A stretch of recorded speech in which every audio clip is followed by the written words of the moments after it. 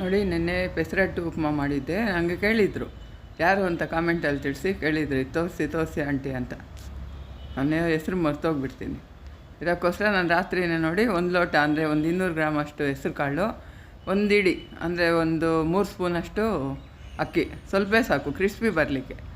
ಈ ನವಣೆ ಅದು ಇದು ತಿನ್ನೋದಾದರೆ ಅದನ್ನೂ ಹಾಕ್ಕೋಬೋದು ಅಕ್ಕಿ ಬದಲು. ಈ ಸಾಂಬಾರು ಈರುಳ್ಳಿ ಸ್ವಲ್ಪ, ಖಾರಕ್ಕೆ ಬೇಕಾದಷ್ಟು ಹಸಿಮೆಣ್ಸಿನ್ಕಾಯಿ, ನನ್ನ ಕೊತ್ತಂಬರಿ ಕಡ್ಡಿನೂ ಇತ್ತು ಅದನ್ನೂ ಹಾಕ್ತಾಯಿದ್ದೀನಿ. ಶುಂಠಿ 1 ಇಂಚಷ್ಟು, ಶುಂಠಿ ಜಾಸ್ತಿನೇ ಹಾಕ್ಕೊಳ್ಳಿ, ತುಂಬ ರುಚಿ ಬರುತ್ತೆ. ಇದೆಲ್ಲನೂ ಮಿಕ್ಸಿ ಜಾರ್ಗೆ ಹಾಕಿ ನುಣ್ಣಗೆ ರುಬ್ಕೋಬೇಕು. ರುಬ್ಕೊಂಡು ಒಂದು ಬಟ್ಲಿಗೆ ಹಾಕ್ಕೊಳ್ಳಿ. ಮಿಕ್ಸಿ ಜಾರ್ಗೂ ಸ್ವಲ್ಪ ನೀರು ಹಾಕ್ಕೊಂಡು ಇದರಲ್ಲಿ ಹಾಕ್ಕೊಂಡು ಇವಾಗ ಇದಕ್ಕೆ ರುಚಿಗೆ ತಕ್ಕಷ್ಟು ಉಪ್ಪು ಹಾಕ್ಕೋಬೇಕು. ಉಪ್ಪು ಹಾಕಿ ಈ ಸೌಟು ತಗೊಂಡು ಚೆನ್ನಾಗಿ ಮಿಕ್ಸ್ ಮಾಡಿ, ಅದು ಸ್ವಲ್ಪ ಹಗುರ ಆಗುತ್ತೆ ಹಿಟ್ಟು. ಇವಾಗ ನೋಡಿ, ಆ ನೀರು ಹಾಕಿದ ತಕ್ಷಣವೇ ಗೊತ್ತಾಗುತ್ತೆ ಅದು ಹಗುರ ಆಗುತ್ತೆ. ಹಿಂಗೆ ತಿರುಗಿಸ್ಬೇಕು ಒಂದು 2-3 ನಿಮಿಷ, ಅದು ಫುಲ್ ಹಗುರ ಆಗುತ್ತೆ ಹಿಟ್ಟು. ನಾವು ದೋಸೆ ಹಾಕಿದಾಗ ಒದಗಿ ಬರುತ್ತೆ, ಮತ್ತು ಹಾಕ್ಲಿಕ್ಕೂ ಚೆನ್ನಾಗಿ ಬರುತ್ತೆ. ಈ ಥರ ಇಡ್ಲಿ ಹಿಟ್ಟಷ್ಟೇ ಅಂದ್ಕೊಳ್ಳಿ, ಹಂಗೆ ಕಲಿಸ್ಕೋಬೇಕು. ತುಂಬ ನೀರು ಮಾಡ್ಕೋಬಾರ್ದು. ಇವಾಗ ಉಪ್ಪಿಟ್ಟಿಗೆ ಎಣ್ಣೆ, ಸಾಸಿವೆ, ಉದ್ದಿನಬೇಳೆ, ಕಡಲೆಬೇಳೆ, ಕರಿಬೇವು ಕಟ್ ಮಾಡಿ ಹಾಕ್ತಾಯಿದ್ದೀನಿ. ಅದು ತೆಗಿಯೋಕ್ಕಾಗ್ದಿರ ಉಪ್ಪಿಟ್ಟು ದೋಸೆ ಒಳಗೆ ಇಡ್ತೀವಲ್ವ, ಹಂಗಂಗೆ ತಿಂದುಬಿಡ್ಬೋದು ಅಂತ.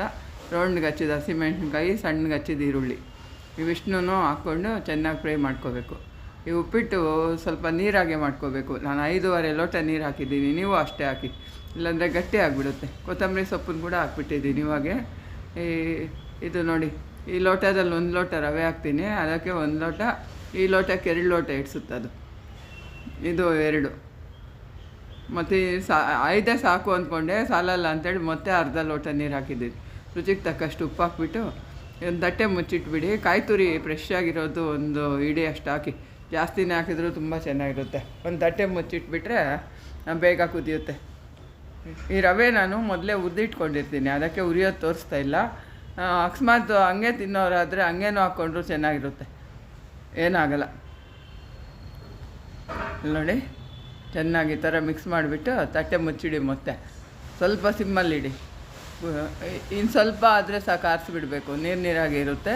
ನಾವೆಲ್ಲ ದೋಸೆಗೆಲ್ಲ ರೆಡಿ ಮಾಡೋದ್ರೊಳಗೆ 2 ನಿಮಿಷಕ್ಕೆ ಇದಾಗ್ಬಿಡುತ್ತೆ. ಈ ಅಂಚು ನೋಡಿ, ನಾವು ದೋಸೆ ಮಾಡಾದ್ಮೇಲೂ ಈ ಥರನೇ ನೀರು ಹಾಕ್ಬಿಟ್ಟು ತೊಳೆದಿಡಬೇಕು. ಉಜ್ಜಬಾರ್ದು, ಏನು ಬ್ರಷ್ ಹಾಕಿ ಈ ಸೋಪು ಅದು ಇದು ಹಾಕಿ ಉಜ್ಜಬಾರ್ದು.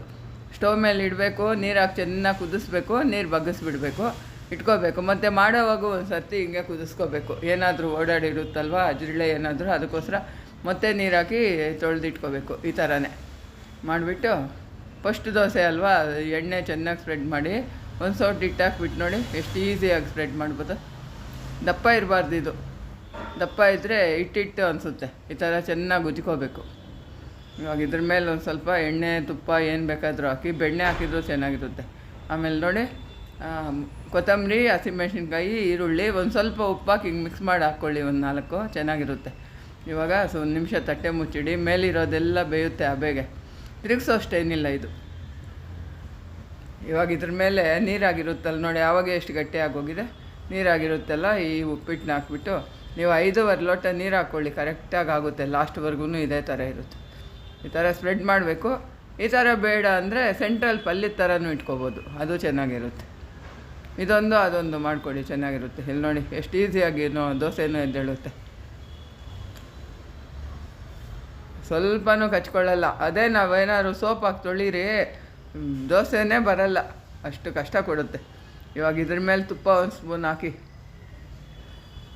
ಅದು ಇಲ್ಲಿ ಮೇಲಿಂದ ಉಪ್ಪಿಟ್ಟೊಳಗೂ ಇಳಿಯುತ್ತಲ್ಲ, ನಾವು ಈ ಪೀಸ್ ಮಾಡ್ಕೊಂಡು ತಿಂದಾಗ ರುಚಿ ಅಂದರೆ ರುಚಿ ಇರುತ್ತೆ, ಅಷ್ಟು ಚೆನ್ನಾಗಿರುತ್ತೆ.